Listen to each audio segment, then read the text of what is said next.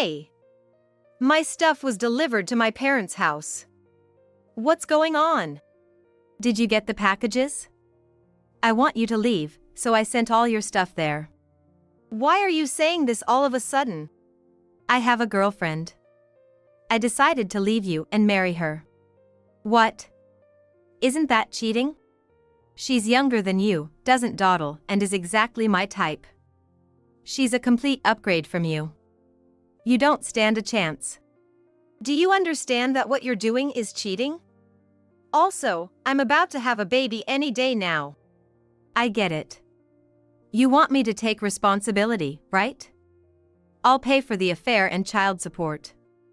Is $20,000 or $40,000 enough for the affair? And $1,000 a month for child support? While I was at my parents' house to give birth, my husband sent my stuff there. He didn't even try to hide his affair. For my high-income, elite husband, paying for the affair and child support isn't a big deal as long as he can marry his girlfriend. I'll give you more details later. I'll keep the house and live there with her. Don't come back. I believed there must be a God. Surely, God would punish my husband. Fine, I don't need you. Let's get divorced quickly. Yeah, I got it. I'll contact you soon. Thank you. I appreciate it. I don't want any more trouble. Right. I'm glad we can get divorced without any fuss. My husband misunderstood my final words of gratitude. I believe he will face difficulties soon. The house he said he'd take to live with his girlfriend. Actually, I'm Anna. I'm 29 and work at a company. I'm shy and not exceptionally skilled at my job. Because of that, I thought of myself as a background character in society. But, as I approached 30, my life took a dramatic turn. There aren't many good places near our office. There are good places, but they're either too small or too far from the station. It's hard to find one that fits our needs. I'm searching for a house with Ken, who will soon be my husband. We pore over materials from real estate agents and online listings, struggling to find the right place. Even though it's a hassle, I secretly enjoy looking for a house while snuggled up next to Ken. I always try hard to look seriously worried instead of letting my happiness show on my face. I'm at the peak of happiness, but when I said my life took a dramatic turn, I wasn't just talking about getting married. Marrying Ken, who works at a prestigious international company, added a big twist to my life. We live in different worlds, but we met through mutual friends, and surprisingly, Ken approached me first. I still can't believe it, so I often ask him, "Hey, what did you see in someone like me?" Again with that question? Your modesty. Nowadays, a lot of women are strong and assertive, but I'm not into that. Ken always looks obviously annoyed when I ask the same thing repeatedly. But I love that he always gives me the same answer, even if he looks annoyed. When Ken calls me modest, he's talking about my shy nature. He initially approached me simply because he liked my looks. When I first heard that, I thought it was a bit rude, but over time, he grew to appreciate my modesty. Given how happy I am now, I can forgive his rude comments. In contrast, what drew me to Ken was his decisive and confident nature. Keep gathering info on properties. And did you tell the wedding planner about the changes to the menu? I'm planning to call about the menu tomorrow. What? You haven't told them yet? Handle the important stuff promptly. Yeah, I'll be careful. Ken sighed and started putting away the property materials. He often dumps various tasks on me. And maybe because he's an elite, he sometimes talks down to me. We're not married yet, but is this what they call a dominant husband? Some people might think it's impossible. But for a shy person like me, it's actually easier when someone tells me to do this or that. That's why I think Ken and I are a good match. As the wedding day quickly approaches, we still haven't found a place to live. Since we didn't live together before getting married, we really wanted to start living together right after the wedding. But since that seems tough, we made a decision. We thought we'd rent until we had kids, but maybe we should just buy that house? Yeah, that seems the most realistic. Ken took one of the property brochures and laid it on the table. This house is nearly 40 years old. Surrounded by new houses, it had been sitting unsold. It's well maintained for a 40-year-old house, but it's not livable as is. All right, we'll buy this house and renovate it. Right. Considering the renovation time, it won't be ready by the wedding, but it meets all our needs in terms of location and size. But are we okay to buy a house so suddenly? We're fine. Leave it to me. Ken looked confident. Most wives would be anxious if their husbands suddenly wanted to buy a house impulsively. But Ken's income is high, and I also work, so it's not unreasonable. So, we decided to buy a house right after getting married. Following my marriage, we even bought a house, and the elements of happiness were piling up at a faster and faster pace, as if they were crushing my body. However, buying this house would later lead to an unexpected situation. After deciding to buy the house, we also had to find a contractor for the renovation. Of course, finding a contractor was my job. Since we'd be living there for a long time, I carefully searched for a contractor. However, with the wedding so close, Ken seemed to be getting impatient. Hey, did you find a contractor? Give me a little more time. I'm still looking. You're always so slow. But it's important. If I leave it to you, we'll never be able to live in the house. I'll handle finding a contractor. All right, I'm sorry. As usual, while discussing our wedding and future life in Ken's room, he got angry with me. I felt bad for causing trouble by not finding a contractor and couldn't say anything in return. Once Ken started looking, he arranged everything within a few days, and the renovation began the following week. He's really efficient. As expected from someone of his caliber. With his speed, it's no wonder he finds me slow.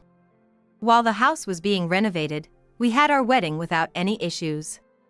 Since the house wasn't ready, I moved into Ken's place. I was a little disappointed that we couldn't start our newlywed life in our new home. But then, a different kind of happiness came our way. Ken, I think I might be pregnant. Really? Ken was overjoyed, jumping around like a kid. We thought we wouldn't rush into having kids, but I didn't expect it to happen so soon. I felt the same way. We figured we'd have kids eventually and were just going with the flow, so discovering I was pregnant right after the wedding was a surprise. I'm glad we decided to buy the house. 2 months after the wedding, the renovation was finally complete and we could move in together. It was so run down, but now it looks amazing. Right? With a baby on the way, it was a good purchase. I walked quickly around our still sparsely furnished home, excited about starting our married life for real. But 3 months after moving into our house, Ken and I ended up living apart. Hey, did you check on that creaky floor in the hallway? No, not yet.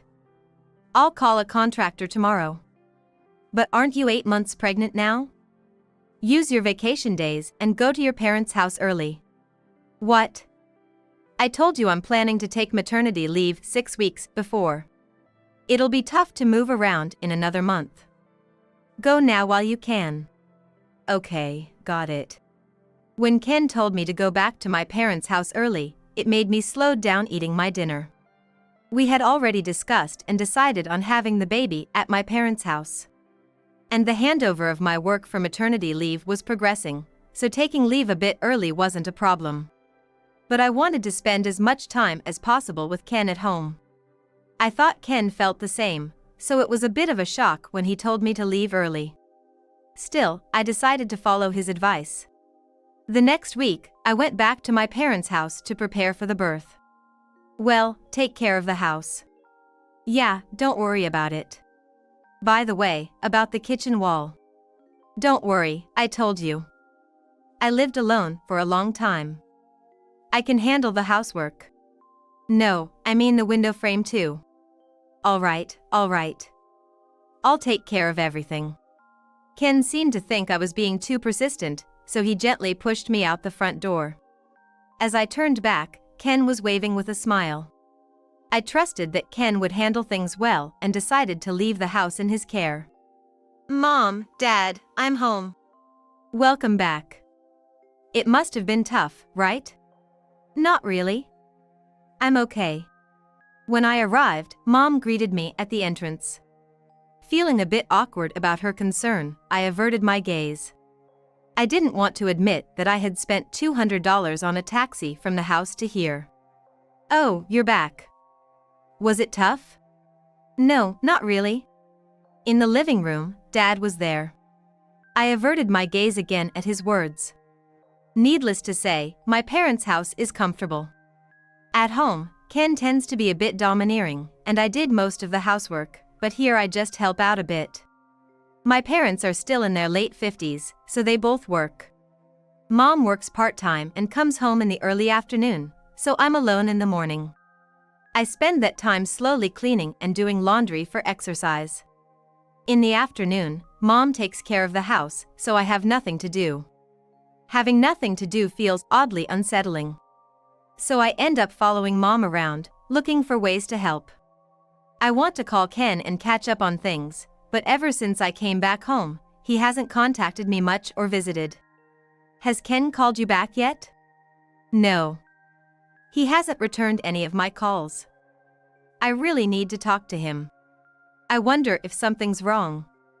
He hasn't visited in a month. I'm worried. He's probably just enjoying his freedom and focusing on work since I'm not there. Mom peeled an apple, looking worried. I gratefully ate the apple she gave me. Mom is probably imagining negative things like Ken being sick or having an affair. But Ken is a capable professional, and we're about to have a baby. So, I thought there was no way he could be sick or cheating. I soon realized how naive that thought was. One afternoon, while Mom and I were watching TV, the doorbell rang. Who is it? Looks like a delivery.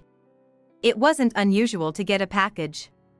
But Mom looked confused as she went to the door. I waited in the living room. I could faintly hear Mom talking to a delivery man, but couldn't make out the words. After a while, Mom came back looking worried and flustered. Hey. Your stuff from your house is here. What's going on? What? What do you mean? I didn't understand what she was saying and could only repeat her question back to her. I slowly stood up to check the situation and headed toward the packages that had arrived. What's this? What's going on? When I stepped outside, there was a moving truck loaded with boxes. I opened one of the boxes and found my clothes inside. I opened another box, and it also contained my clothes. It looked like all the boxes were filled with my belongings from our house. I didn't understand the situation, but since the packages had arrived, I had no choice but to accept them. We pushed all the boxes into an empty room at my parents' house. The room was completely filled with boxes. After seeing the movers off, I called Ken in front of the delivered packages. I didn't expect him to answer, as he usually didn't, but this time he picked up right away. Hey.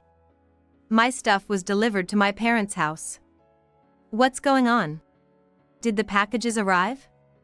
I decided I want you out of the house, so I sent all your stuff there. What? Why are you saying this all of a sudden?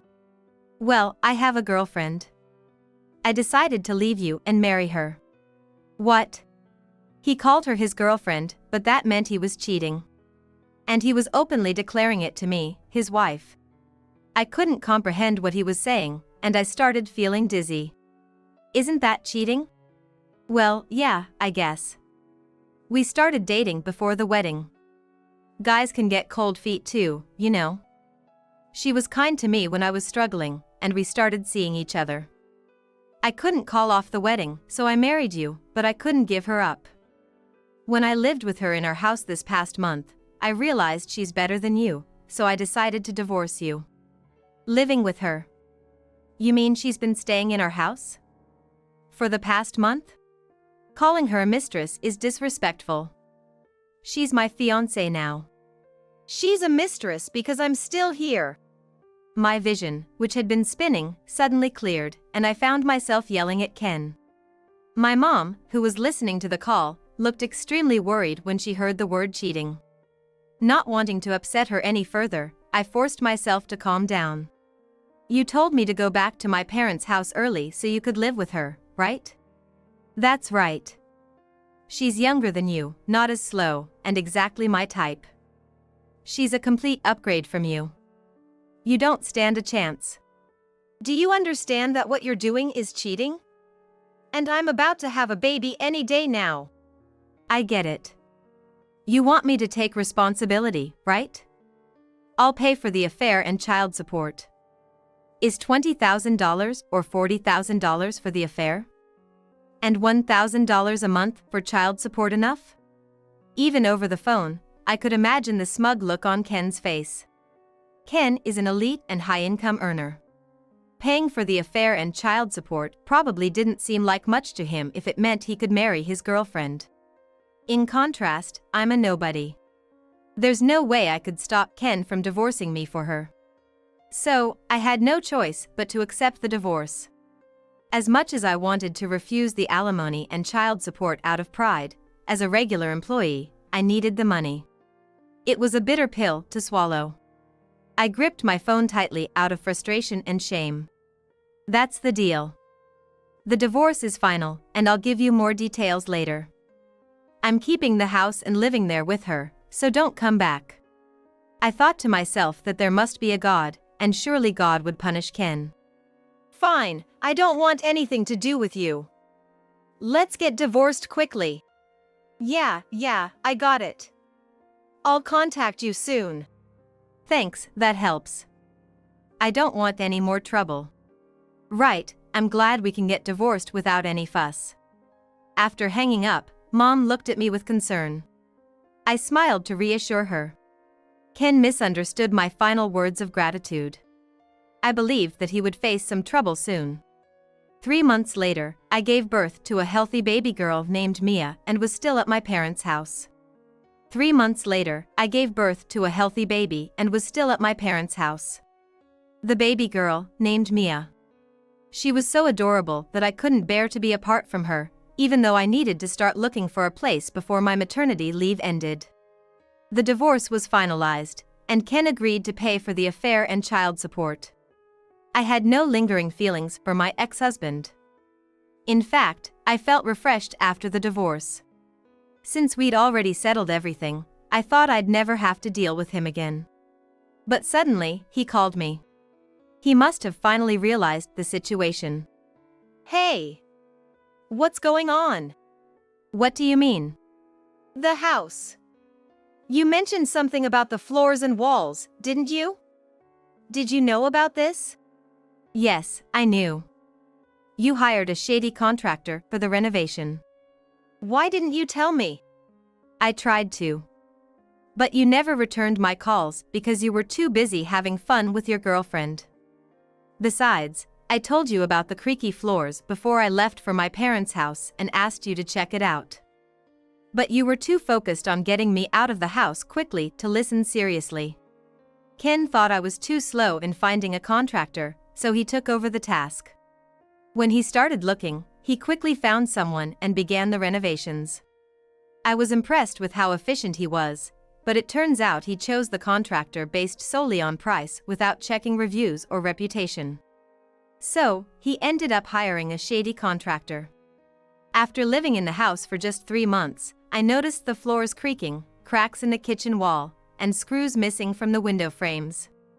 After moving back to my parents' house, I looked into the contractor and found out they were scammers. I tried to contact Ken to tell him, but he never returned my calls, and we ended up getting divorced before I could tell him. Because of you, the response was delayed, and now I'm having disputes with the contractor. They're blaming us, saying we lived in the house wrong for 6 months, causing the damage. The creaking floors, growing wall cracks, and poorly closing doors have all gotten worse. The house is a mess. That sounds like a terrible place to live. I've moved into an apartment to get out of the house. If I stayed, they'd keep blaming us for the damage. I'm talking to a lawyer, but for some reason, it looks bad for us. Still, I'm going to sue them. So, your house is falling apart and you're going to court. That sounds tough, but it's not my problem anymore. Is that why you called? That's right. If you had told me about the shady contractor sooner, this might not have happened. So what? I mean, I'll keep paying $500 a month in child support, but can we lower the monthly payments for the $20,000 alimony? What? I was shocked that my elite, prideful ex-husband was suddenly asking me for a favor about money. We moved, right? So now I've got the land, house, renovation loans, and apartment rent. I'm gonna sue the contractor, but I don't know how that'll go, and there are lawyer fees. I might even have to pay for the house repairs myself. You said your wife is better at her job than I am. Doesn't she make a decent income? Actually, she was my colleague at work. I told everyone at the company that we got married after I divorced you, but apparently, there were rumors about us before that. So now people at work are giving you the cold shoulder? Yeah, she couldn't take it and changed jobs, which cut her salary drastically. I can't afford to switch jobs too, so I stayed, but money is tight. Ken had hired the shady contractor himself and was now having a huge dispute. His affair had damaged his standing at work. It was a classic case of self-inflicted trouble. Despite his high income, he was just over 30, and all these expenses were tough to manage. But it was his own fault, and it had nothing to do with me. It sounds tough, but you need to keep your promise. Wait a minute. I hung up on Ken. His voice, just before the call ended, sounded pitiful, not at all like the elite man he once was. Feeling a bit down after hearing his voice, I spent some time watching my daughter sleep. In the end, Ken lost the case about the defective house. The shady contractor managed to avoid any consequences, likely due to their knowledge of loopholes and deceit. It seems that even the elite, as expected, were not able to meet the vices of the corrupt contractor. Ken wanted to repair the house, but there were too many hidden issues, and the costs were too high. Naturally, he didn't want to live in a house with so many problems. He ended up selling the house. Since it was full of defects, the building had no value, so he sold just the land after demolishing the house. The land sold, but the loan remained, leaving my ex-husband with debt. With the house issue resolved, he decided to change jobs. He figured the debt was manageable even with a lower income, so he left his uncomfortable workplace. However, his fall from grace didn't stop there. His new wife, who had to deal with the huge house trouble right after they got married and the fallout of their affair being exposed at work, blamed him for everything. Their relationship deteriorated, and she eventually left him. Now, my ex-husband lives alone in an apartment. With a lower income from his new job and monthly payments for his debt, alimony, and child support, his once luxurious life as an elite is now a life of frugality. He foolishly pursued an affair, losing his money, house, and family in the process. Love is indeed blind. I plan to start looking for an apartment for my daughter and me soon. When I talked to my company about my child, they agreed to let me work shorter hours, so I don't need to change jobs. I'm grateful for that. Returning to work will be challenging. So, I intend to fully enjoy the precious time with my adorable daughter while I can.